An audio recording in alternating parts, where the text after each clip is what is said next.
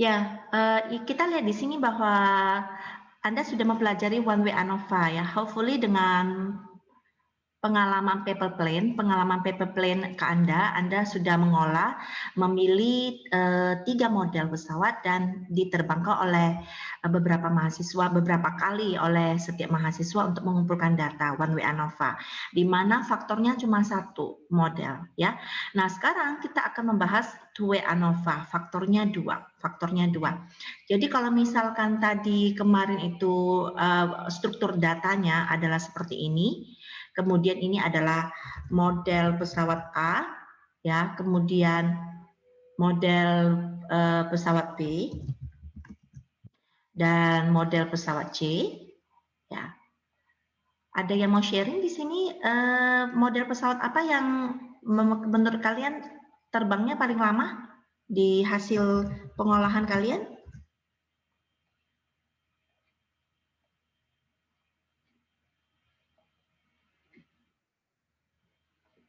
Gimana? Abdul, di timnya kalian itu model pesawat apa yang terbangnya paling lama di udara sebelum dari mulai diterbangkan sampai mendarat? Yang klasik, Bu. Model klasik ya, yang kita selalu pakai untuk menembak. Ya. Ya. Oke. Terus kalau ini Ricky, dari kalian model apa yang memiliki waktu terbang paling lama? Ricky Han? Ada chat. Condor, Bu. Oh, oke, Condor ya. Terus kemudian Manik, percobaan kalian waktu terbang paling lama ada di Ricky, nggak apa-apa.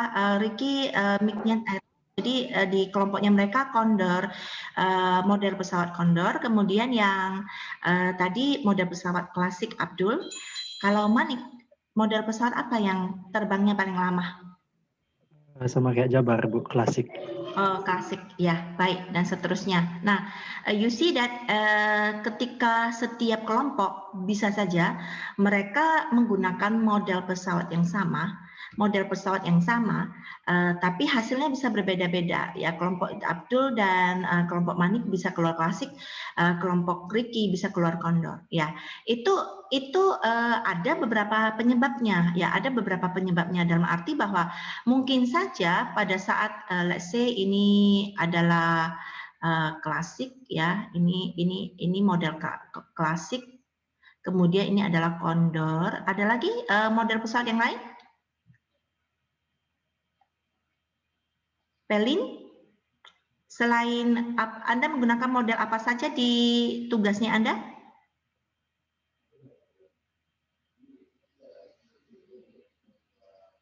Albert? Ya, Pelin, ya. Di tugasnya yang minggu lalu Anda menggunakan model pesawat apa aja? Delta, Classic Dart, sama Aero. Delta, klasik, sama Aero? Iya.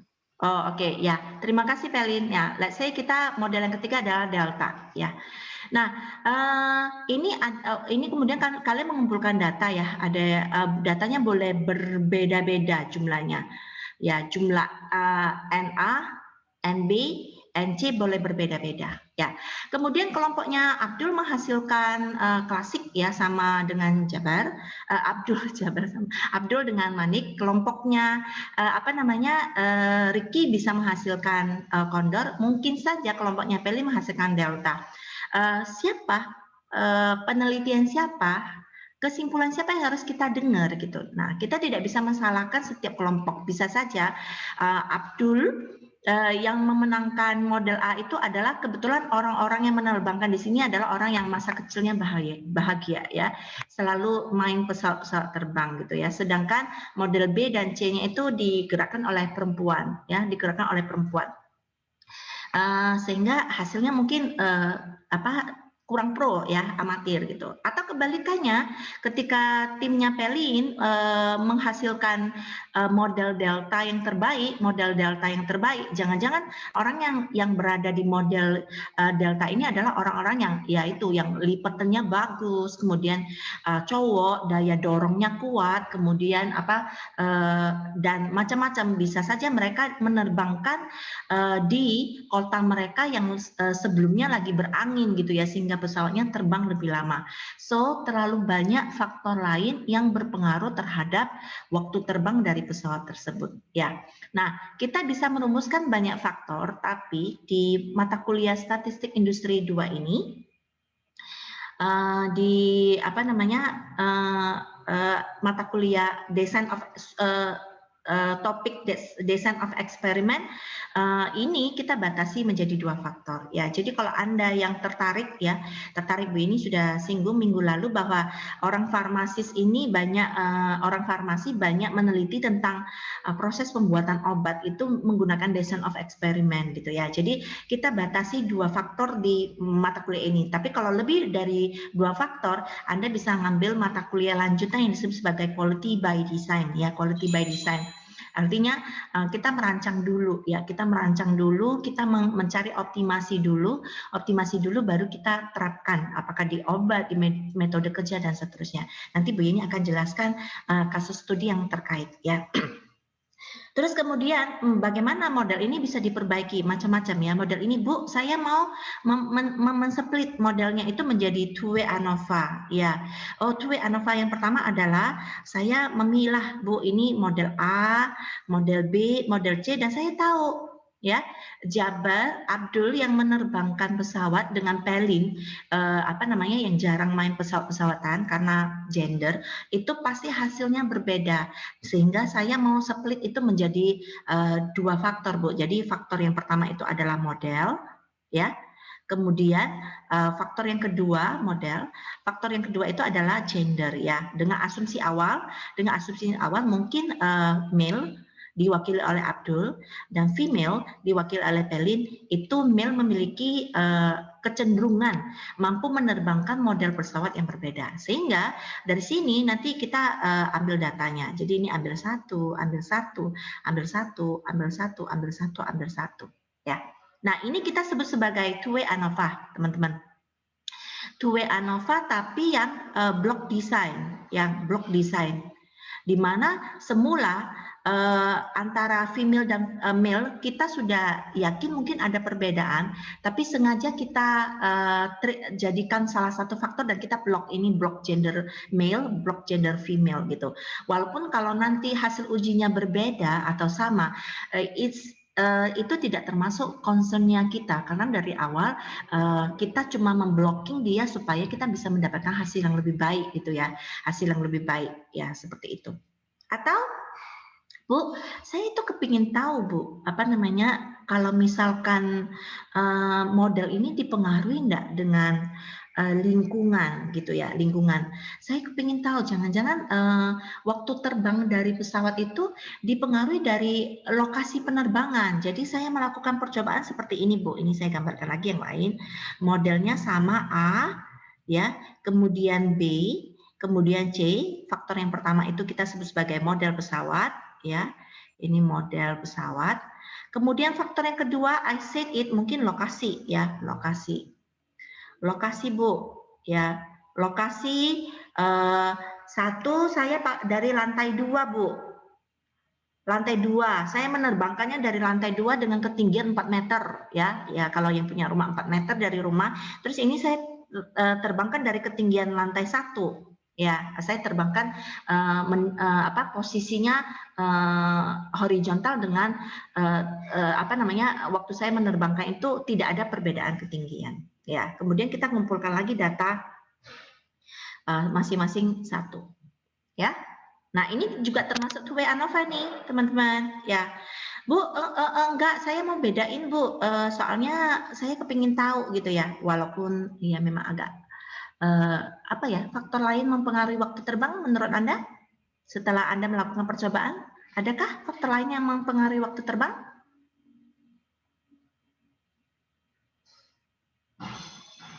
Michael? Kecepatan angin, Bu. Kecepatan angin, ya, kecepatan angin, ya. Jadi Anda mencoba di tiga daerah yang, terima kasih Michael, ya. Kemudian Bu, saya kepingin tahu, gitu ya, Anda mungkin ada yang suka lihat drakor, gitu kan, ya, Crash Landing on You, gitu kan. Itu kan dia ceweknya naik paralayang, gitu kan, ya. Nah, model paralayang seperti apa yang bisa bertahan lama, gitu kan? Ketika angin kenceng, dia bisa terbang lebih lama. Ketika angin tidak ada, dia tetap bisa tetap terbang, gitu kan. Nah, model dan kecepatan angin. Jadi menurut Michael itu berpengaruh. Nah, untuk itu Michael mengambil 4 ini model A, B dan C, terus lokasinya ada 4 ya. Kita ngomong di daerah yang no wind sama sekali, artinya indoor misalkan ya, di dalam lapangan bola basket misalkan di sport centernya kita itu kan tertutup semua, tidak ada angin, boleh gitu kan. Terus kemudian di lokasi 1 outdoor 1, Bu Yeni tulis O1, kemudian outdoor 2, karena nggak cukup Bu Yeni ngomong tiga perbedaan yang ini aja. Yang no itu yang indoor ya, kemudian O1 outdoor misalkan di perkarangan rumah kita ya, di mana dia outdoor tapi mungkin angin tidak terlalu besar. Yang O2-nya bisa di tanah lapang ya. Jadi Anda di tempatnya Anda atau di Surabaya ini ada, kalau saya dulu waktu anak-anak masih kecil, setiap jam 4 itu selalu bawa anak-anak outdoor mengunjungi semua taman ya di Surabaya, dari Taman Kebun Bibit sampai taman yang romantis di di Nirwana Eksekutif ya, di depan perumahan Nirwana Eksekutif, atau beberapa taman ya. Karena dulu waktu di UK memang sukanya outdoor ya, termasuk ini Anda lihat ada gambar di belakangnya Bu ini, yaitu adalah tanah di terawas ya, tapi ya jadi ada rumah di terawas yang tamannya 2000 meter persegi gitu ya, karena tanahnya masih murah gitu ya, seperti itu ya. Jadi itu kita coba gitu ya, kita terbangkan. Tapi kali ini Michael ngomong, oh Bu, saya nggak mau nerbangkan cuma 1 kali ya, saya mau nerbangkan masing-masing 2 kali. Ini si A dan si B, ini si C dan si D, ini si E dan si F. Begitu sebaliknya, diulang lagi ya, tapi lokasinya berbeda. Tapi bagi saya Bu, orang yang menerbangkan itu saya fikskan gitu ya, orang yang sama. Atau misalkan ini si A dan si B, besoknya juga si A dan si B, ini besoknya si A dan si B, semuanya indoor. Kemudian ulang lagi, besoknya A dan B outdoor 1 dengan model A dan seterusnya. Jadi bagi Anda, subjek eksperimen yang menerbangkan pesawat itu bukan sesuatu yang harus dipermasalahkan gitu. Oke. Nah, sebuah model yang pengujian yang one way ANOVA yang kalian lakukan minggu lalu itu bisa berubah menjadi yang pertama, yang kedua, dan yang ketiga. Oke. Nah, dengan perubahan ini maka Bu Yeni bisa mengenalkan tiga two-way ANOVA ya, two-way ANOVA. Jadi yang ini saya kasih warna hijau. Kalau yang ini, yang male dan female, dari awal kita sudah tahu antara male dan female itu mungkin saja berpengaruh, tapi it's not our concern. Kita tidak mempermasalahkan laki-laki atau perempuan lebih jago menerbangkan model pesawat atau tidak ya. Jadi kita sengaja blocking supaya hasil eksperimen kita lebih baik. Maka ini kita sebut sebagai two-way yang bagian block design ya. Kelihatan yang hijau-hijau? Ya, kemudian kalau misalkan yang sekarang yang model ABC, lokasi lantai 2 dan lantai 1 ketinggian, bagi kita Bu, 2 faktornya itu concern banget. Saya kepingin tahu model mempengaruhi waktu terbang, sama ini Bu, apakah kalau diterbangkan dari ketinggian yang berbeda, mungkin model tertentu terbangnya lebih lama Bu, ya seperti itu gitu. Nah itu kita sebut sebagai two-way yang bagian faktorial eksperimen tanpa no replikasi. Ya, ini ketik dulu ya, no replikasi. Ya kelihatan ya di bawah itu. Nah yang terakhir ya ini Yang merah, yang hitam ini berarti two-way ANOVA, two-way. Ini faktorial eksperimen dengan replikasi.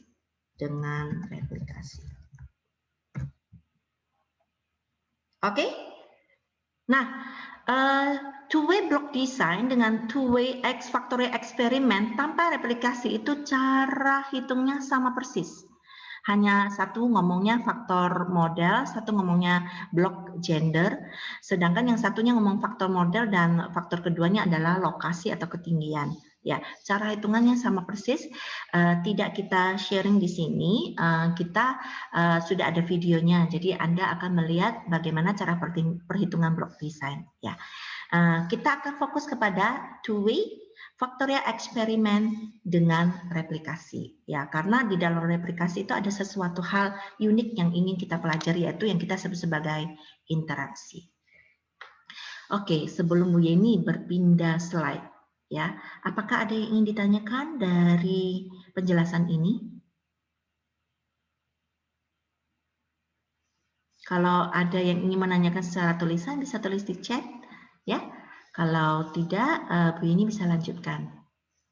Ya, berdasarkan pengalaman Bu Yeni, ya, ketika Bu Yeni menggunakan ID account Zoom account-nya dari jurusan, kalau Bu Yeni stop recording, itu videonya terputus-putus.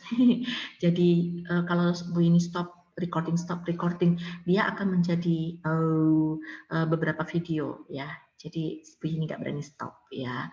Creel or drawings, ya. Ada pertanyaan? Baik, oke. Saya kira order. Yap. Halo, Yes. saya mau tanya. Oh, Saya Zakaria. ya, Zakaria. Sudah saya hapus ya. Nanti bisa Bu ini jelaskan lagi ya. Ya. Apa namanya? Tadi kan kalau yang replikasi per tiap apa namanya itu? Sel Kan setiap. berkali-kali. Ya. Kalau yang apa? Yang replikasi sama yang blok itu bedanya gimana Bu tadi? Belum nangkep ya. Oh ya. Baik. Terima kasih pertanyaannya Zakaria. Ya, oke. Bu ini lanjutkan ya. Ya, Zakaria boleh boleh minta tolong mute dulu ya. Oke. Bu, beda blok dengan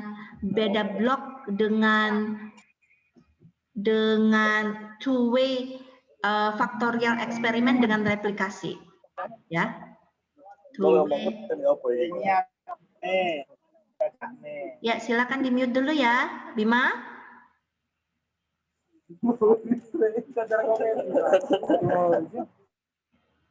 Ya, Bu ini lanjutkan. Ya, Bima, saya unmute dulu Anda. Nanti kalau mau berbicara bisa mute yourself. Saya mute Anda dulu, nanti kalau berbicara bisa unmute ya. Nah, pertanyaan Zakaria, Bu, apa beda blok design dengan faktorial eksperimen dan faktorial eksperimen bereplikasi? Ya, yang pertama, jika Anda memiliki jika Anda memiliki dua faktor, ya, katakan ini adalah faktor model, faktor A, dan faktor gender, faktor B, ya. Ini dua faktor. Kalau yang di bawah juga sama, ini faktor A ini adalah model pesawat, yang faktor B itu adalah daerah itu tadi apa Michael bilang angin ya, kecepatan angin. Tapi Anda pisainya berdasarkan kualitatif ya, indoor, outdoor 1, outdoor 2. Tapi kalau Anda mau pakai alat tes ya, ini adalah daerah yang berkecepatan angin sekian mph gitu kan. Ini daerah kecepatan angin sekian mph. Jadi Anda boleh menjadikannya dia kuantitatif faktor ya, kita sudah bahas minggu lalu ya. Nah, pertanyaan pertama, bagaimana membedakan blok dan faktor? Kalau blok desain itu salah satu faktornya itu sengaja kita pisahin sedemikian rupa.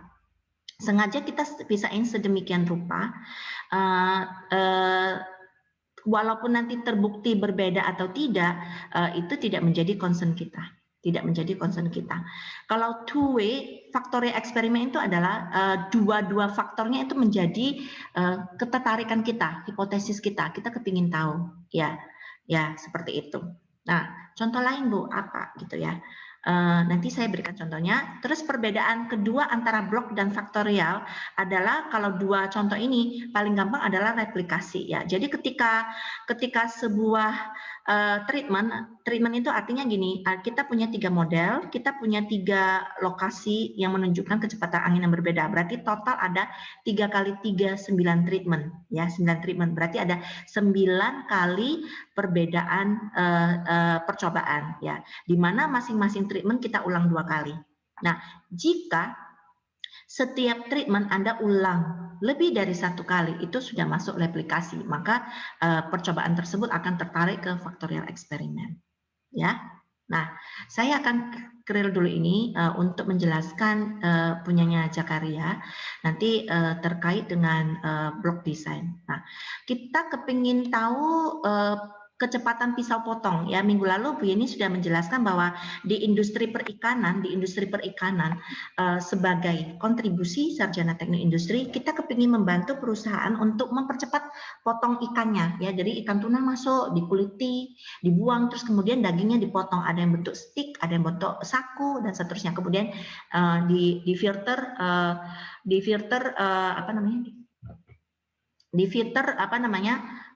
blok sorry Bu ini sebentar ya, ada ini.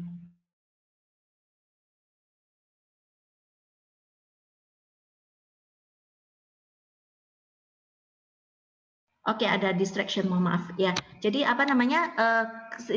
dipisah-pisah grade-nya ya. Jadi yang grade A sama grade B itu yang kualitas tinggi diekspor karena harga jualnya tinggi. Nanti kalau yang sudah sisa-sisa ekspor itu ditaruh konsumsi internal ya. Itu seperti sepatu juga gitu, sandal juga gitu yang. Jadi yang grade A itu diekspor, kemudian grade bawah itu dikonsumsi internal. Seperti itu ya. Nah, kita sebagai sarjana teknik industri kita berkontribusi, kita mencoba berkontribusi, kita pakai pisau ya, pisau kita pakai, sebentar ada agak sedikit hang ya. Ini kita pakai pisau A, pisau 1 ya. Minggu lalu kita sudah membahas, oh Bu, saya perusahaan menggunakan pisau jenis parang ya. Saya merekomendasikan 2 pisau tipe kayak motong daging milik chef gitu kan. Yang pisau yang ketiga adalah pisau gerigi ya. Kita kepingin tahu apakah waktu potongnya cepat atau tidak. Nah, ini bisa jadi blok, bisa jadi faktorial eksperimen teman-teman ya. Kalau bisa jadi blok, kita kepingin tahu pisau dipotongkan ke ikan ya, ikan jenis A, katakan ikan tuna, kemudian ikan jenis B, katakan ikan salmon ya. Kemudian kita itu tipe ikan bawah laut ya, bawah laut yang dagingnya empuk, atau kita potongkan ke oktopus ya, jenisnya yang ketiga adalah oktopus ya. Nah, dari awal kita sudah curiga antar bahan tersebut, bahan baku yang dipotong itu mungkin saja berbeda. Potong oktopus akan berbeda. Ini nanti ketemu memotong ikan tuna itu waktunya cuma 3 detik untuk untuk 1 ekor. Yang ini 2 detik. Sorry, ini 13 detik, ini 12 detik ya. Yang ini ternyata 4 detik ya. Ya. Tapi kalau oktopus memang lebih lama gitu karena dagingnya lebih liat gitu ya. Apakah Anda merindukan makan takoyaki punyanya ibu yang di kantin gitu ya? Bu ini merindukan makan takoyakinya dia gitu kan ya. Sama itu topoki ya, topoki ya. Saya sering bawa anak saya kalau jam 4 tuh beli topoki di sana gitu ya. Rindu banget makan topokinya AI ya. Nah, kalau oktopus kita tahu kalau motongnya itu memang lebih lama. Ternyata oktopus itu motongnya ini 2 kali lebih lama. Ini 27 detik ya. Ini potongnya sekitar 14 detik ya. Kalau ini cepat ini sekitar 7 detik ya. Dari awal kita sudah aware nih, motong ikan ini akan lebih cepat daripada ini, sehingga sengaja kita blok gitu ya. Kita tahu, tapi kita kepingin tahu apa pisau yang cepat di ikan tuna cepat enggak juga di oktopus gitu dan seterusnya gitu ya. Paham ya? Nah, sekarang Bu, bagaimana ini menjadi faktorial eksperimen ya, bukan ikannya ya. Ikan, oh, Bu, kami cobakan ke ikan tuna aja. Oke, boleh. Jadi ya ini pisau 1 tetap parang, pisau 2 pisaunya Master Chef, pisau 3 gerigi misal ya. Bu, aku kepingin coba pada ikan tuna saja, tapi tuna yang frozen sama tuna seger ya. Jadi keluarnya ini seger, ini frozen ya. Nah, ini saya ulang beberapa kali. Saya ambil 3 ikan tuna oleh satu karyawan, dia potong pakai parang ini. Kemudian yang sama, dia potong lagi dengan pisau yang lain, sama. Masing-masing dia ulang 3 kali. Oke. Nah, yang atas itu adalah block design, teman-teman. Yang bawah itu adalah faktorial eksperimen dengan replikasi. Jakaria, can you get in apa jawabannya? Terima kasih, Bu. Oh ya, ada pertanyaan terkait berikutnya? Udah ya? Oke. Nah, baik. Kita langsung sekarang ya, baik kita langsung kalau ada pertanyaan langsung ya.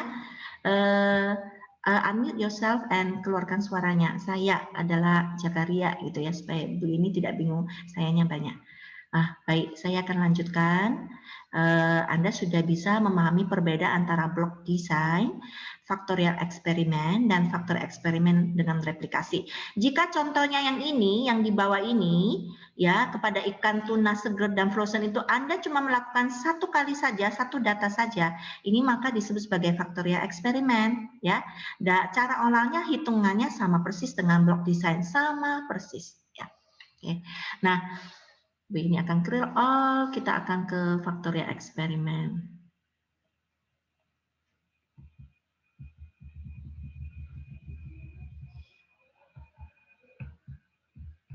Nah, ini mengingatkan kepada Anda, contoh minggu lalu aircraft, ya apa namanya, faktornya antara interval waktu dari antara warning sama stimulus dengan beda stimulusnya. Ini two-way ANOVA ya, two-way ANOVA.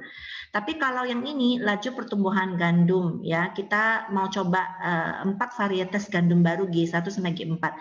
Lokasi curah hujan. Kita dari awal sudah menduga nih, kalau gandum tumbuh di daerah yang subur pasti tumbuhnya lebih cepat.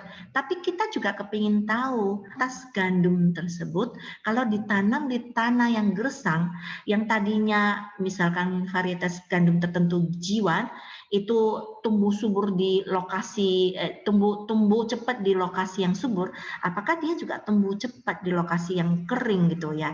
Nah, ini keberadaan lokasi L1, L2, L3 dari awal Anda sengaja membuat variasi sedemikian rupa agar Anda kepingin ngetes gitu ya. Nah, ini bisa jadi block design karena bagi Anda ya pastilah gandum tumbuh di lokasi curah hujan yang sedikit pasti lebih lambat daripada yang tumbuh di lokasi curah hujan yang lebih banyak. Sudah pasti ya, kemungkinan besar seperti itu ya. Jadi ini sengaja Anda blocking gitu. Nah, ini disebut sebagai block design. Ya. Lanjut. Ini adalah faktorial eksperimen. Ya. Nah, ini. Kita ke sini teman-teman slide-nya. Ya. Jadi faktorial eksperimen ada 2. One is with or without ya. Jadi kalau dengan replikasi itu kita sebut sebagai R lebih dari 1. Kalau without replication kita sebut sebagai R sama dengan 0. Ya. Kemudian tabel ANOVA-nya seperti ini ya. Anda sekarang sudah mengenal nih tabel ANOVA ya, tabel ANOVA. Bentuknya kan seperti ini ya teman-teman ya, faktor A sama faktor B. Coba sekarang kita coba membayangkan pesawat terbang tadi ya yang disampaikan oleh Michael ya. Faktor B-nya itu adalah model pesawat terbang. Faktor A itu adalah gambarnya tadi adalah lokasi yang mencerminkan perbedaan kecepatan angin ya, gitu ya. Gitu ya. Sehingga di sini kalau kita ngomong faktor A-nya yang di baris, maka jumlah faktor A disimbolkan sebagai P ya. Kalau kolomnya itu adalah faktor B, maka banyaknya level faktor B itu disebut sebagai Q ya. Nah, tabel ANOVA-nya adalah seperti ini. Kita kepingin tahu apakah faktor A mempengaruhi terhadap unit eksperimen kita, sesuatu yang kita ukur dari data, kita juga ingin mempengaruhi faktor B, ya. Lalu kemudian kita menghitung SS total, lalu SS errornya itu bisa hitung pakai rumus atau bisa sebelumnya sudah dikatakan bahwa ini kalau hitungnya ribet, maka SSA sum of square error itu bisa diperoleh dari sama dengan dari sum square total dikurangi sum square A dan sum square B. Ya, ini barusan keluar ya. Jadi teman-teman harus paham bahwa nilai dari ini SS total ya disimbol sebagai SST itu jumlahan dari SSA tambah SSB tambah SSE ya, jumlahan ya. Jadi ini menunjukkan variabilitas yang terjadi di faktor A, ini menunjukkan variabilitas yang terjadi di faktor B, ini menunjukkan variabilitas yang terjadi di error ya. Kemudian ini adalah DF-nya. Kalau Anda sudah mengenal tabel ANOVA, Anda akan tahu persis bagaimana cara membaca ini ya. Oke, ini untuk yang tidak pakai replikasi ya. Silakan lihat di videonya nanti. Ada pertanyaan terkait dengan ini?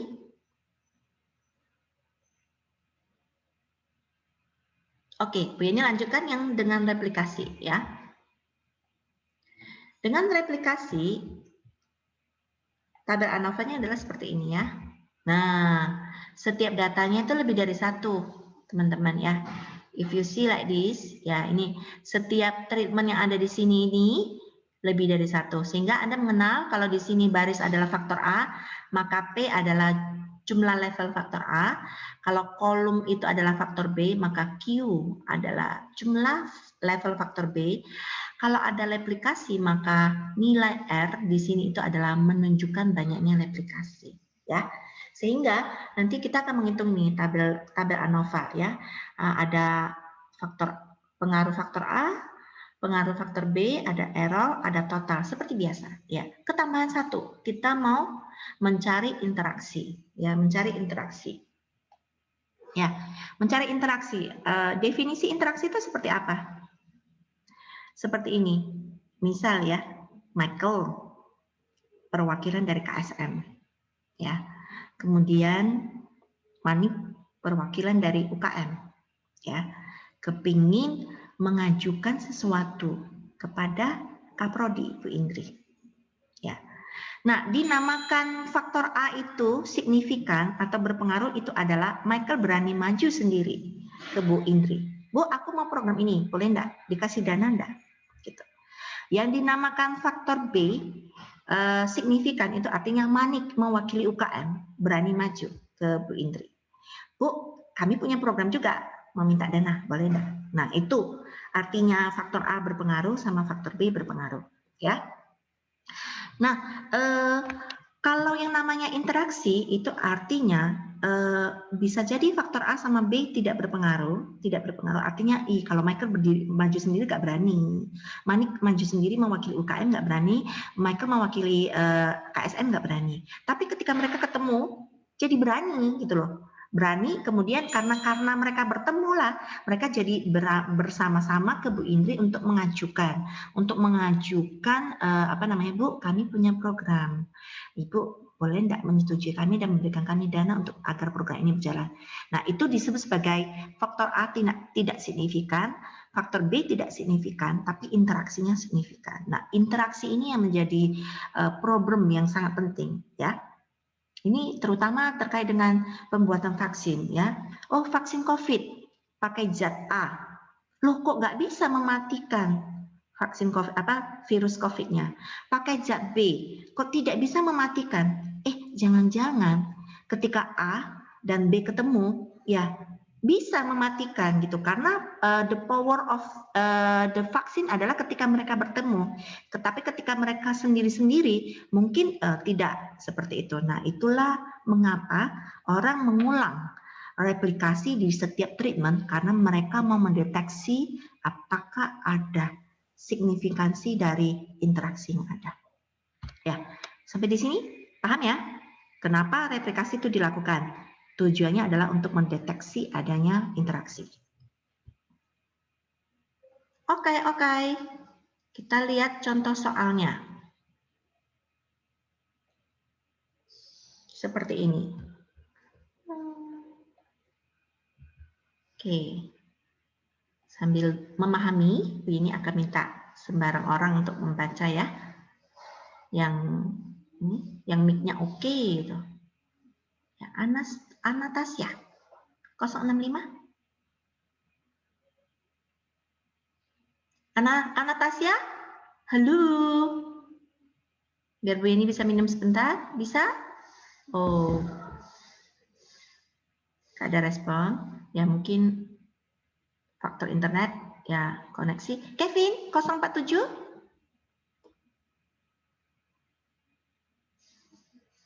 Halo Kevin. Ya, Halo Bu. Ya, Kevin, silakan Vin.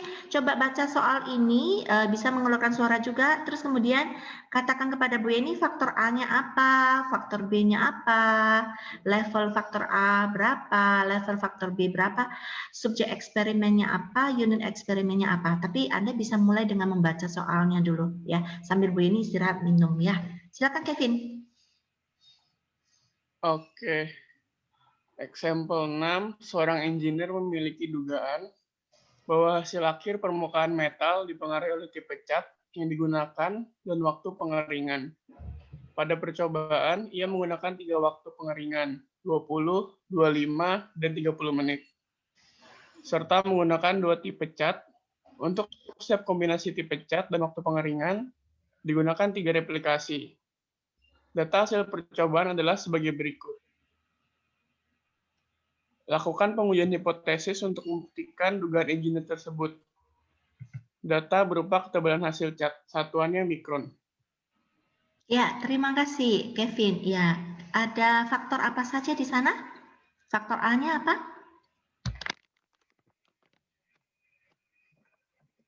Kevin, faktor A-nya?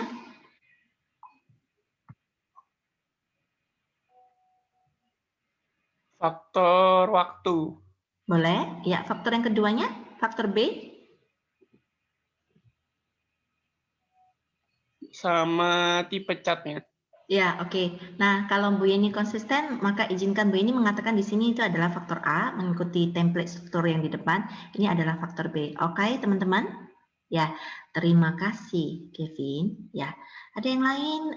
Bu Yeni minta tolong bantuannya. Manuel? Oke. Manuel, ada di sana? Manuel 097?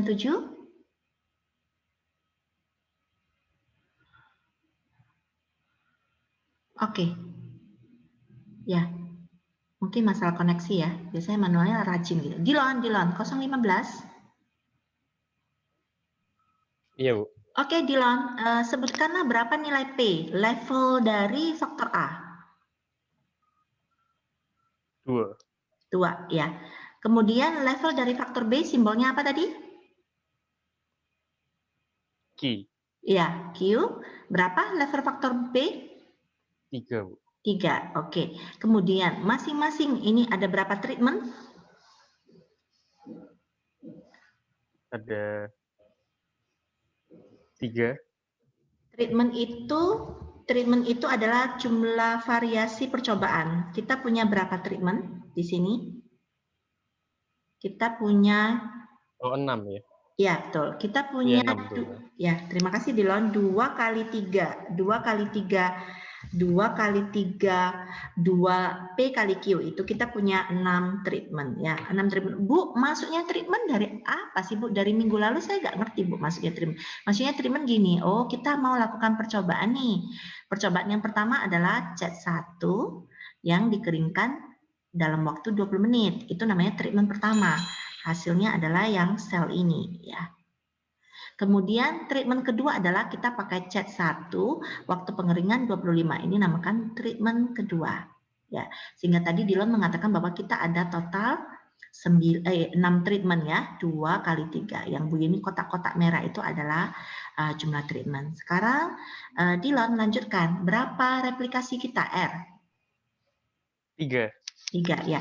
Jadi replikasi 3 kali itu adalah masing-masing treatment kita ulang 3 kali. Jadi kita sebut sebagai 3 kali. Ya, baik. Oke, sekarang unit eksperimen kita apa dan subjek eksperimen kita apa? Gustino? 054? Halo Bu, ya. Ya, Gustino, percobaan ini apa? Subjek eksperimennya apa? Unit eksperimennya apa? Yang dikenakan percobaan. Mungkin subjek eksperimennya itu cat. Terus kalau unit eksperimennya ini replikasi mungkin Bu. Ya, saya ulangi. Subjek eksperimen itu adalah benda coba. Benda coba yang kita lakukan. Coba dibaca lagi, apa benda cobanya? Apa yang dikenakan cat dan apa yang dikeringkan? Apanya? Gustino? Apanya di sana? Yang kita lagi coba-coba itu Metal. apanya? Metal, betul. Itu kita sebut sebagai subjek eksperimen, betul. Metal ya, metalnya dikasih cat, pertama dikeringkan 20 menit, ditaruh. Terus kita ukur. Apa yang kita ukur di situ, Gustino? Yang diukur waktunya. Bukan. Waktu pengeringan. 74, 64, 50 itu adalah sesuatu yang diukur. Ya, lihat dulu stem yang Bu Yeni berikan love ini 74 itu adalah sesuatu yang kita ukur dari metal. Metalnya sudah dicat pakai cat 1, sudah dikeringkan selama 20 menit. Kita mengukur sesuatu dari sana dengan angka 74. Sesuatu yang kita ukur itu apa? Ketebalannya. Apanya? Ketebalan Bu. Ya, betul, Gustino, betul. Jadi unit eksperimen kita adalah ketebalan yang diukur dalam mikron. Mili ya, mikron ya. Oke teman-teman, jadi sudah clear ya percobaan ini. Everybody get the perspective now ya. Jadi ada dua faktor yang kita cobakan ke metal. Kita kepingin ngukur ketebalannya dengan asumsi bahwa semakin tebal hasil eksperimen semakin bagus. Jadi kita mencari angka yang semakin besar ya, angka yang semakin besar. Mohon maaf ini ya, ada yang board ini masalah pindah table ke PowerPoint aja. Ini board ini tidak ada artinya ya. Nah itu ya. Jadi ada dua faktor. Kita kepingin tahu cat mana nih yang menghasilkan ketebalan yang paling tebal dan waktu pengeringan. Ya ini penting banget kepada perusahaan. Terutama misalkan salah satu mitra bisnis kita adalah PT Avian ya. PT Avian kemarin meminta cukup deket ya sama Pak Erik kalau nggak salah ya Pak Avian nih. Avian punyanya Clio bukan ya? Tanobel ya, punyanya Tanobel ya. Clio, ya mohon maaf Bu Yeni lupa ya. Jadi apa namanya ada perusahaan cat gitu ya, mencari lulusan teknik industri supaya bisa bekerja di sana. Nah, let's say Anda tiba-tiba nih bekerja di sebuah pabrik cat ini. Nah, Anda kepingin, Bu Yeni ngajarin saya di OE, aku suka banget gitu. Aku kepingin melakukan desain eksperimen untuk membuktikan prestasi pekerjaan saya selama 1 tahun pertama nanti supaya bosnya percaya sama saya bahwa saya ini sesuatu yang berkontribusi gitu ya, seperti itu ya. Kemudian Anda melakukan desain eksperimen ini. Saya uji coba nih cat A dan cat B. Kemudian waktu pengeringannya saya coba 20, 25, 30. Nah, Anda sendiri kepingin tahu kombinasi mana ya, cat mana yang menghasilkan ketebalan yang paling tinggi dan waktu pengeringan mana, sehingga nanti ada keluarnya cat itulah yang kita expose ya, marketingnya, cat 1 atau cat 2. Terus kita ajarin kalau ngecat ini biarkan waktu pengeringannya entah 20 atau 25 atau 30. Nah, you want that information because dari awal Anda menduga bahwa dua hal ini berpengaruh terhadap ketebalan ya. Oke, kita serahkan teknisnya, perhitungannya kepada Minitab. Nanti Bu ini akan mengajarin kalian teknisnya pakai Excel gitu ya. Izinkan Bu ini untuk menampilkan hasilnya dari Minitab ya. Hasilnya dari Minitab terlebih dulu ya. Teman-teman sudah ada pertanyaan lagi yang terkait dengan soal ini? Oke, lanjut ya.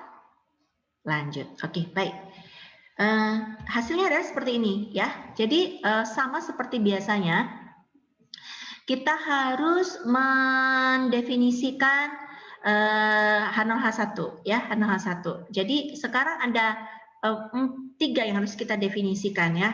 harus definisikan. Yang pertama adalah uji faktor A. Uji faktor A. Langsung ya, Bu ini tulis uji faktor A chat.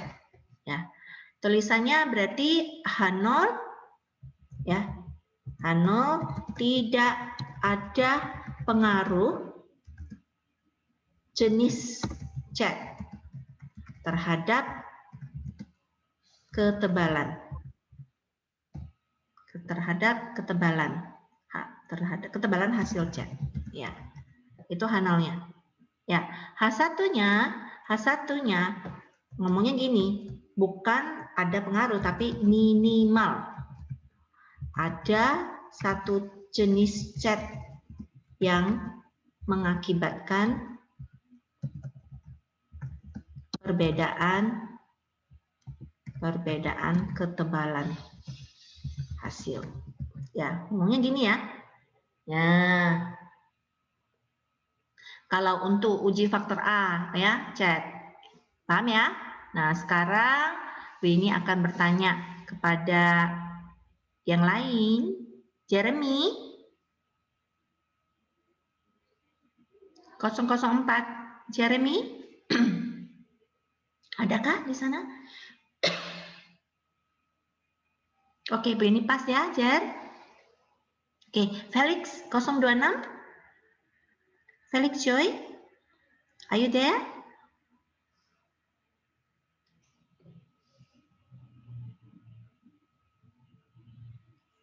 Oke, 002 Mar, ya. Are you there? Ya. Oh ya, thank you. Mar apa ya belakangnya nggak kelihatan? Maria? Risa. Marisa, oh ya, oke, Marisa. Ya. Sekarang dengan contoh yang sama, coba Marisa menyebutkan H0 H1 untuk faktor B, ya. Untuk yang B ya, Bu? Ya, untuk yang B, H0-nya apa? Disebutkan saja. Yang H0 ada pengaruh. Tidak ada. H0 tidak ada. Tidak ada pengaruh. B itu tadi itu Waktu pengeringan. waktu. Ya. Jadi, monggo. Tidak ada pengaruh. Tidak ada pengaruh apa, Non? Waktu pengeringan terhadap ketebalan hasil cat. Betul. Ya, silakan lanjutkan H1. H1-nya minimal ada satu jenis cat.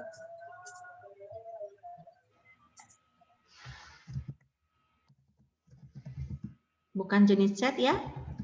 Jenis waktu, waktu pengeringan. Ya. Mengakibatkan perbedaan ketebalan hasil. Ya, begitu ya. Begitu teman-teman, Anda sudah mendengar ya. Jadi begitu ya. Untuk uji B-nya H0-nya tidak ada pengaruh jenis, tidak ada pengaruh tipe atau lama waktu pengeringan terhadap ketebalan hasil cat. Yang H1-nya minimal ada satu waktu pengeringan yang mengakibatkan perbedaan ketebalan hasil. Ya, itu kalau untuk uji B. Harus ditulis teman-teman waktu ujian H0 H1. Ya. Kemudian H0 pengujian yang lain adalah uji interaksi ya, uji interaksi. Uji interaksi Bu ini tuliskan di sini uji interaksi kasih warna hijau ya. Uji interaksi. Interaksi. Berarti uji interaksi itu kita tulis H0 H1-nya adalah H0 tidak ada efek interaksi cat dan waktu pengeringan terhadap ketebalan. Ya, itu H0-nya ya. Kalau H1-nya, ya H1-nya boleh pakai kebalikannya. Ada efek interaksi, ya. Ada efek interaksi antara cat dan waktu terhadap ketebalan hasil. ya. Jadi H0H1-nya itu Anda sebutkan dulu faktornya di depan, kemudian Anda sebutkan unit eksperimen kita di belakangnya, sesuatu itu berpengaruh terhadap apa, ya nak ya. Nah sekarang kalau sudah data itu Bu ini ketik di dalam Minitab seperti di slide ya, seperti di slide ya. Nanti belajar Minitabnya dari mana? Dari kakak asisten ya. Jadi datanya yang tadi semula seperti ini, semula seperti ini. Bu ini scroll up dulu ke atas ya. Data yang semula seperti ini ya, chatnya 1 kali, 20-nya diulang 3 kali karena datanya replikasi ya. So you can see here ya, ini chat 1 kali, chat tipe 1 waktunya 20 kali, terus datanya repeat 3 kali. Begitu juga chat yang pertama untuk waktu 25 menit, terus hasilnya adalah seperti ini ya. Kemudian dimasukkan ke dalam Minitab, didapatkan hasil berikut ini ya. This is very important ya. Oke. Nanti Bu ujian keluar enggak Minitab? Bisa jadi ya seperti itu. Nah keluarnya mungkin bentuknya seperti ini ya. Nah kayak gini ya. Iya ini ANOVA-nya dikosong-kosong nih. Kalian tinggal ngisi-ngisi nih ya, ngisi-ngisi ya, ngisi-ngisi terus cara baca outputnya gitu ya. Atau kosongan sama sekali ya, kosongan sama sekali ya, Anda disuruh ngolah ya, karena UAS-nya possibility besar masih online, kita belum bisa ketemu gitu ya. Sudah kepingin ketemu belum? Atau memang sudah terbiasa online kita ya? Ya online ada bagusnya ya, produktif banget, langsung bangun, langsung bisa menghadiri kelasnya Bu Yeni tanpa harus mandi, gosok gigi, makan, bisa sambil makan, bisa sambil minum, ya, bisa sambil nonton, bisa di kafe dan seterusnya, ya produktif banget gitu ya. Nah hasilnya akan seperti ini, kosong-kosongan nanti kalian isi ya, seperti itu ya. Nah Bu Yeni kembali lagi ke sini, setelah ini dimasukkan akan keluar hasilnya seperti ini ya. Oke, cara bacanya ya teman-teman, ini penting cara bacanya. Ya, ini hapus dulu. Ini kita akan mencoba menghitung manual later after this ya. Bu ini akan baca dulu ya hasilnya. Ya biasanya orang menguji, kalau Anda kemarin itu menguji F hitung dengan F tabel ya. Ini di compare dengan F tabel ya. Kalau output Minitab atau nanti Anda kalau sudah canggih, semua pengujian statistik itu lihatnya p-value ya, p-value ini. P-value ya. Kapan kita akan mereject H0 jika? Kapan kita akan mereject H0 jika Bu ini tulis di sini. When? Masih ingat kah? Siapa yang ingat? Reject H0 jika p-value? P-value apa? Kecil. Dari Alpha. Betul, terima kasih ya yang jawab ya, namanya nggak bisa kelihatan ya. Jadi kita akan mereject H0 jika p-value lebih kecil daripada alpha ya. Nah di soal nggak diketahui nih Bu, alpha berapa persen ya. Ya, usually people use 1%, 5%, or 10%. Kalau Anda yakin banget dengan eksperimen Anda, apalagi terutama eksperimen terkait dengan COVID, vaksin COVID, wah gunakanlah alpha 1%. Semakin kecil error semakin bagus ya. Tapi kalau Bu ini adalah survei sosial ya, survei elektabilitas gubernur ya atau penggantinya wali kota, misalkan siapa, pasangan mana, pasangan si Pak Edi atau pasangan itu yang pasangannya dari Kakak Bima ya, tim suksesnya Kakak Bima tergabung menjadi tim suksesnya dari salah satu pasangan calon wali kota ya. Nah tergantung ya alpha 1, 5 atau 10 ya. Oh Bu, soal ini tidak diketahui kan? Tadi tidak diketahui. Anda mungkin tidak perlu tanya ya, pakai 5 atau 10% ya. Kalau di tugas akhir biasanya mereka lihat, aku mau buat faktor ini signifikan nih. P-value-nya 0,07 ya, dia milih 10% ya supaya dia jadi signifikan. Ya, artinya signifikan itu tolak H0 ya. Kita dari starting point itu artinya kita melakukan pengujian itu untuk menolak H0. Kita mau nolak hipotesis kondisi awal yang mengatakan tidak ada pengaruh, kita membuktikan ada pengaruh. Begitu juga kan? Kita kalau sekarang lagi nguji vaksin tuh. vaksin efektif, vaksinnya bisa membunuh kuman atau apa namanya virus COVID gitu. Kita mau coba faktor A. Ya, dari starting point kan kita mau membuktikan A itu berpengaruh atau tidak, B berpengaruh atau tidak.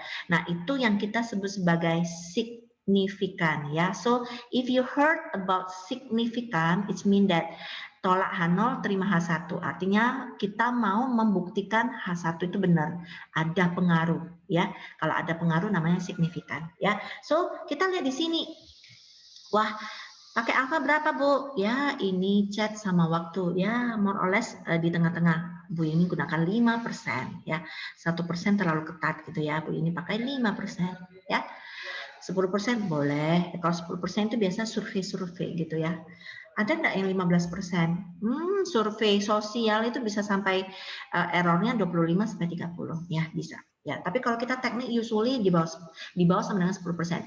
Sehingga kalau di sini kita lihat ya, yang pertama uji faktor A, ya.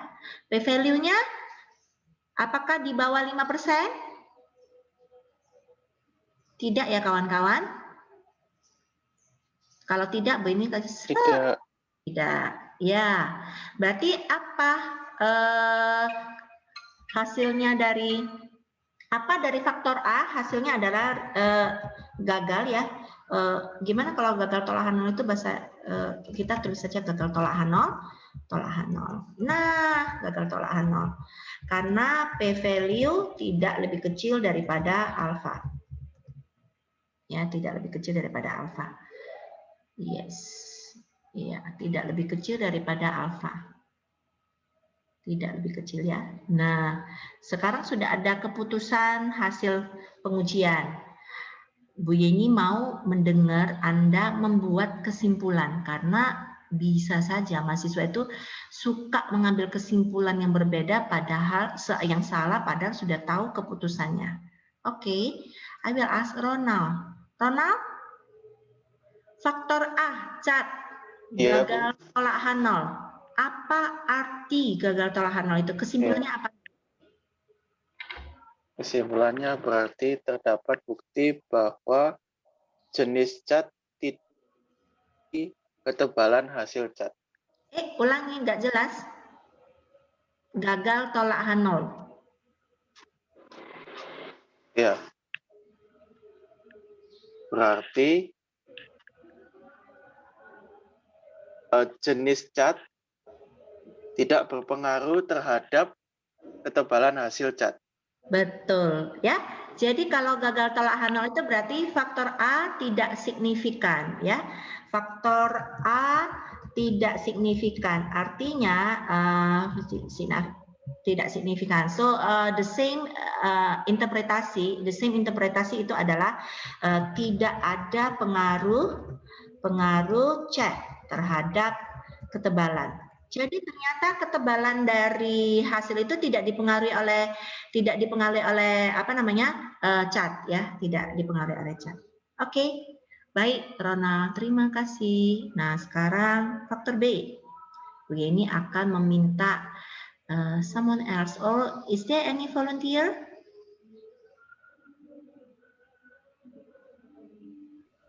Ivan. Oh, maaf ya. Siapa ini? Saya ini siapa? Tris? Tris Dian. Oh ya, Tris silakan. Ya, silakan agak keras biar kedengaran suaranya, biar kedengaran suara di recordingnya. Tris, sekarang bantu Bu Yeni untuk mengambil kesimpulan faktor B.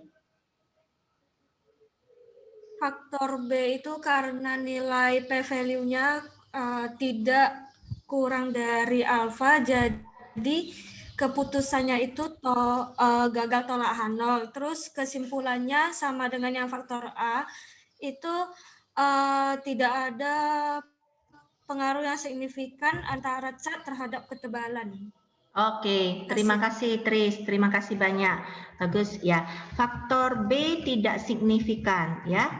Sehingga artinya sama, tidak ada efek waktu terhadap hasil ketebalan ya. Bu ini lagi ketik. Yes. Terima kasih Yusi. Oh, Nah, ini dia. Kalau Anda tidak melakukan replikasi, berhenti sampai di sini, teman-teman. Ya, berhenti sampai di sini. Tidak kelihatan, ya. Ya sudah berhenti, ya berhenti. Ternyata kalau Anda melakukan replikasi, next, ya. Michael, can you tell me the result of the interaction testing? Michael Vincentius? Iya, Bu, maaf. Ya, bisakah Bu Michael Vincentius memberikan penjelasan kepada Bu Yeni hasil pengujian interaksi? Untuk uji interaksinya, karena gagal tolak Hanol, maka ada efek interaksi antara cat serta waktu terhadap ketebalan itu sendiri. Nah, Bu Yeni ulangi, gagal tolak Hanol atau tolak Hanol nih? Oh, maaf Bu, gagal tolak Hanol, iya. Gagal atau p-value-nya di bawah atau di atas alfa? Nih. P-value-nya 5%, maka di bawah alfa, ya berarti gagal tolak atau tolak Hanol? Maka tolak Hanol, Bu. Oh iya, ulangi Vincent. Michael Vincentius, ulangi. Berarti uji interaksinya hasilnya? Karena uji interaksinya tolak Hanol, maka terdapat efek interaksi antara cat serta waktu terhadap ketebalan. Oke, ya. Terima kasih. Karena tolak Hanol, ya ada artinya terima H1, ya, terima H1. Sehingga kesimpulannya adalah ada efek interaksi. Ya, ada efek interaksi terhadap ketebalan. Ya. Untuk Michael Vincentius, ya, Bu Yeni berterima kasih sudah membuat video perpisahan wisuda yang menggunakan Mario and Ruji. Ya, it's so cute, ya. I get the information from Clara that you make it. Ya, thank you. Jadi uji interaksi itu adalah tolak Hanol ada efek interaksi terhadap ketebalan. Jadi teman-teman lihat ketika kita uji faktorial eksperimen, faktor A tidak signifikan, faktor B tidak signifikan. Kalau Anda tidak meneruskan ke interaksi, maka Anda kehilangan informasi bahwa efek interaksinya itu ada. Ya, ternyata ada kondisi tertentu, kalau cat tertentu ketemu waktu pengeringan tertentu, itu bisa menghasilkan ketebalan yang optimal. Ya, seperti itu interaksi, ya, pengaruh interaksi. Oke, baik. Kalau sudah, kita akan lihat. Ada pertanyaan di sini? Ya, kalau tidak ada ya, kalau tidak ada pertanyaan, ada pertanyaan? Kalau tidak ada, Bu ini clear all drawings. Ya, Bu ini akan ke slide berikutnya. Nah, ini adalah pasangannya keluar dari Minitab juga, Minitab ya. Kalau Anda mendapatkan Minitab seperti ini, sebenarnya enak sekali ya. Jika ini menggambarkan faktor A, 2 level, ini menggambarkan faktor B, ya, menggambarkan faktor B 2 level, ya, 2 level. Kemudian faktor A dan faktor B-nya itu bisa dilihatnya. Ini CI-nya ya, CI personal ini. Jika CI-nya ini saling berhimpit seperti ini biasanya mendukung P-value-nya gagal tolak, ya. Ini berhimpit semua gagal tolak, sehingga ketemulah faktor A dan B tidak signifikan. Bu, kapan kita bisa menggunakan manfaatnya dari CI ini ya? Nah, ini terlihat banget ya, tapi tidak ada grafik yang bisa menunjukkan interaksi cat mana dan waktu pengeringan mana ya. Tapi kalau dilihat dari sekilas, ini kan waktunya tidak terlalu berbeda ya. Tapi ini cat 2 ya. Jadi kalau misalkan Anda mengatakan ke industri ya bahwa kalau mau interaksinya ini berpengaruh, ya interaksi ini berpengaruh, mungkin gunakanlah cat 2 untuk mendapatkan ketebalan yang lebih baik pada waktu pengeringan. Waktu pengeringannya bisa 20, 25 atau 30. Kelihatannya sama ya. Kita akan ambil yang paling efisien. Maka hasil pengujian ini bisa membantu Anda menjawab memang sebenarnya tidak ada perbedaan cat 1 sama cat 2, tapi kalau variasi waktu pengeringannya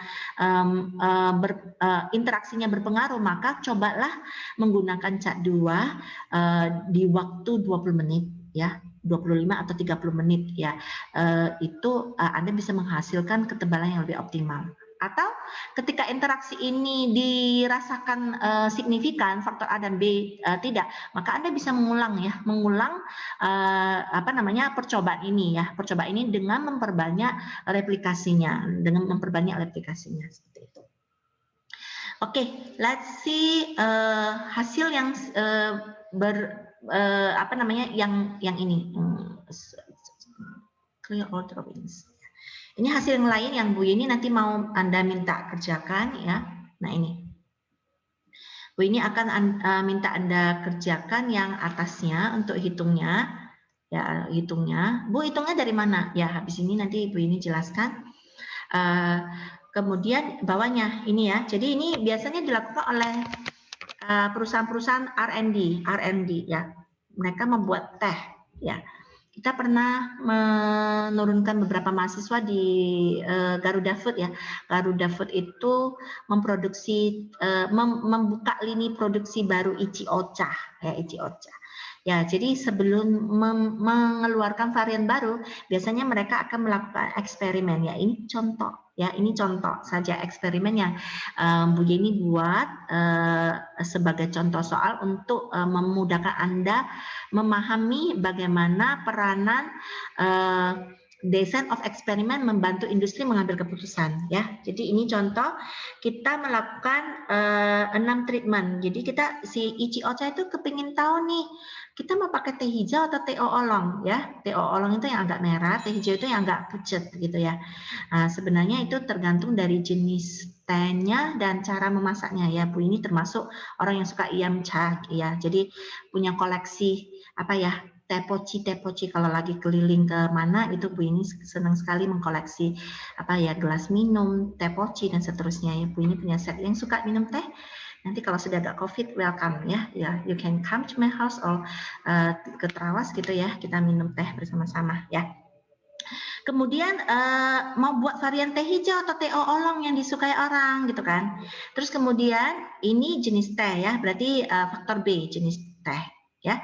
Kemudian faktor A-nya itu kepingin tahu nih pakai aroma atau enggak ya, mau aroma melati, mau buah atau mau tanpa aroma ya. Nah, kepingin tahu.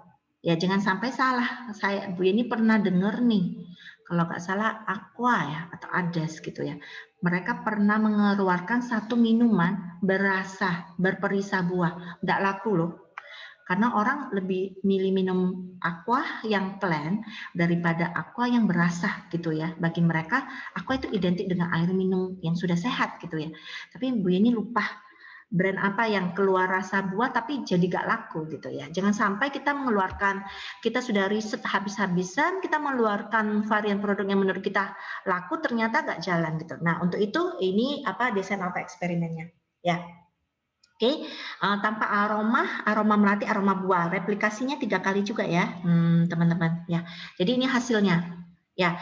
Jadi ini diberikan kepada 3 pakar teh ya. Katakan Bu Yeni Sari, pakar teh pertama, pakar teh yang kedua misalkan Mr. Chan gitu kan, yang pakar teh yang ketiga misalnya Mrs. Wu gitu ya, orang congkok semua yang suka minum teh gitu misalkan ya.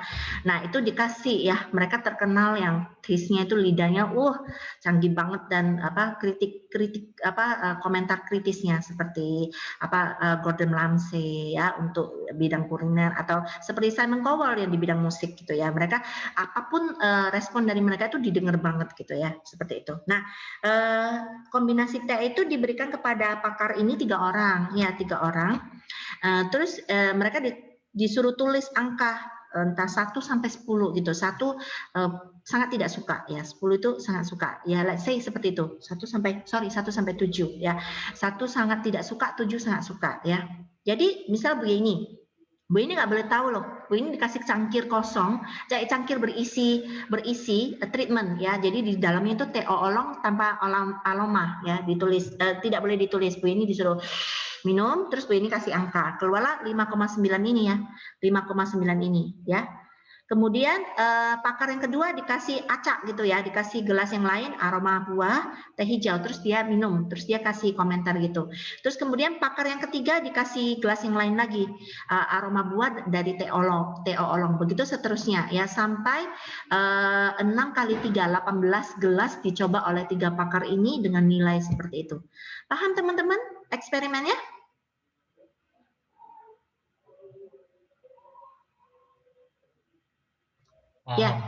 Ya, oke. Nah, sekarang kalau dilihat dari sini kan cepat ya. Apa namanya? Aroma berpengaruh, kemudian jenis teh tidak berpengaruh, kemudian apa namanya? Interaksi berpengaruh. Oh, tidak berpengaruh kalau kita pakai 5%. Berarti aroma ya, dari aroma, jenis teh dan interaksi aroma tak yang berpengaruh signifikan ya. Kalau kita mau lihat aroma mana yang akan dipilih, kalau Anda lihat grafik ini, kira-kira Anda milih yang mana keputusannya? Nancy?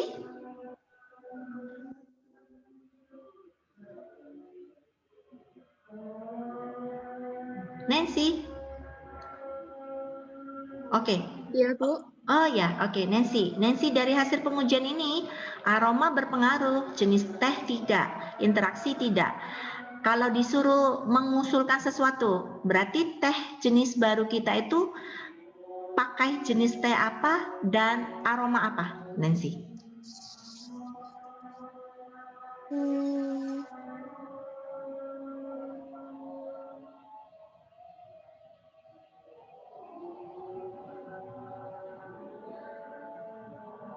Bingung kan, Nancy? Iya, bingung, Bu. Oh, Cara bingung. lihatnya gimana, Bu? Cara lihatnya? Oke, ya, baik. Terima kasih, Nancy. Clifton, do you have idea how to see this data and interpret it? Kalau yang aroma. Cliff, lebih keras, Cliff. Apa speakernya nggak kedengaran? Apa mikrofonnya nggak kedengaran suaranya? Halo Bu, udah jelas belum? Wah, mantap ya. Oh, oke. Kalau yang aroma berarti kan udah jelas pasti pakai yang tanpa aroma toh ya Bu. Soalnya ngeliat dari hasil p-value-nya kan apa namanya? Dia kan sorry sebentar Bu. Ulangi ya. Dari p-value dulu. Dari p-value berarti faktor yang berpengaruh apa? Aroma atau interaksinya? Dari p-value yang berpengaruh kan yang aroma karena dia kan nilainya lebih kecil daripada nilai alfa, berarti kan tolak H0. Betul, mantap. Ya, berarti Bu ini stabilo dulu pakai warna kuning. Berarti aroma tok yang berpengaruh ya, tanpa menghitung yang lain-lain kita bisa lihat dari sini. Sedangkan jenis dan interaksi no matter mau pilih yang mana dan interaksinya tidak ada pengaruhnya ya. Oke, sekarang kalau Anda harus mengusulkan kepada pimpinan atau kepala atau manajer R&D, maka hasil design of eksperimen Anda mengusulkan apa nih dari data ini?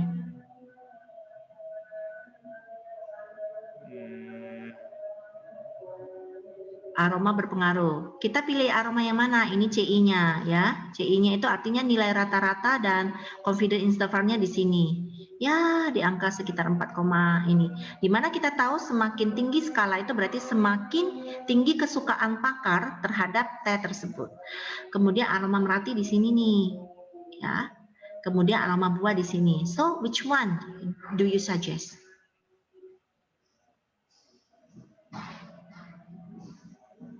Berarti pilih yang paling tinggi, Bu ya? Bisa.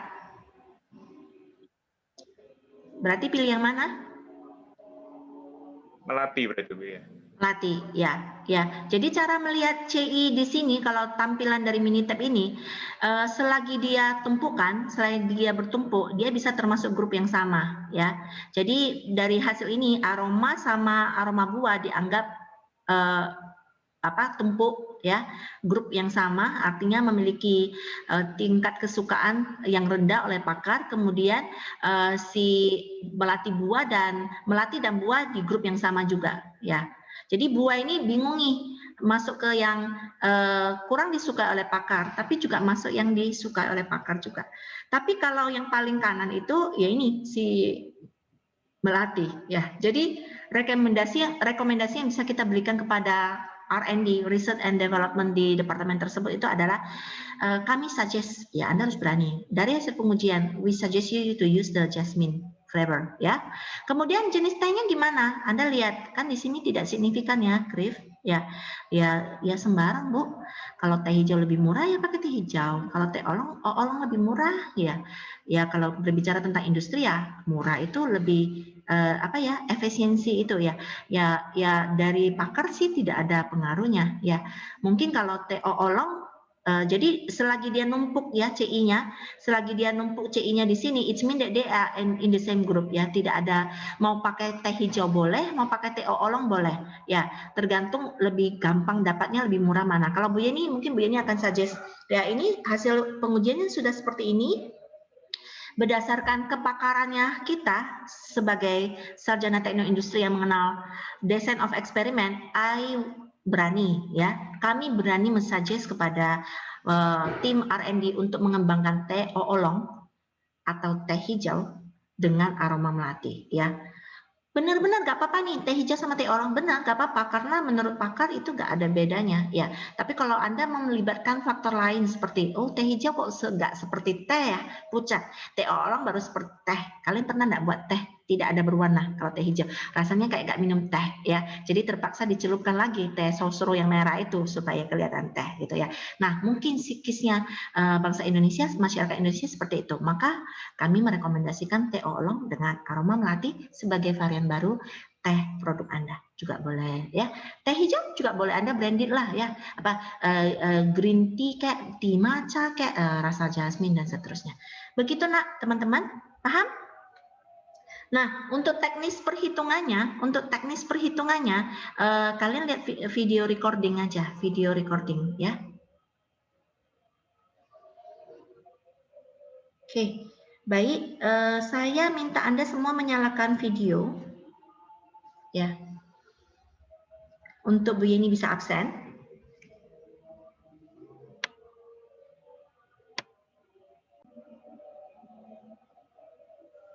Ya. Anda setelah ini akan leave Zoom, kemudian Anda melihat blok desain dulu ya supaya Anda paham dulu perhitungan two-way ANOVA tanpa replikasi ya.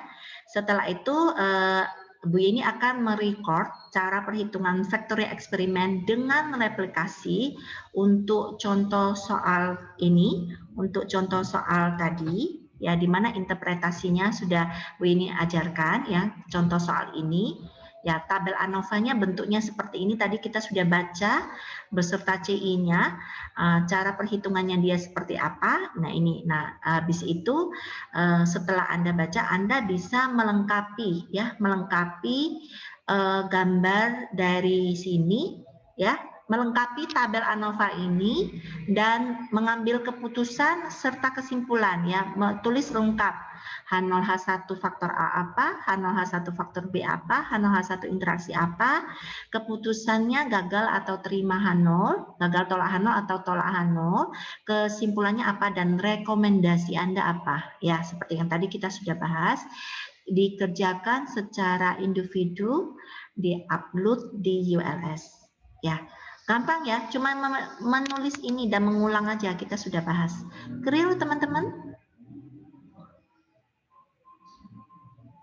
Clear? Jelas? Ini yang contoh 6 tadi ya Bu ya? Bukan. Contoh 6 itu yang nanti Bu Yeni jelaskan di YouTube, jelaskan di video penjelasan ya. Setelah ini ya. Kemudian yang kalian kerjakan itu yang teh hijau sama oolong ini, yang di atas yang hijau itu ya. Ya, yang kosong-kosong itu, yang garis-garis masih kosongan iya, itu. Soalnya ini share screen Ibu masih di ULS. Oh, share screen kami saya di Bu Yeni ulangi dulu ya. Maaf, tadi Bu Yeni coba share screen. Ulangi ya. Terima kasih Ronald ya. Jadi setelah itu terima kasih Ronald ya. Nah, Bu Yeni akan memberikan kalian recording bagaimana cara menghitung ini. sampai keluar ini.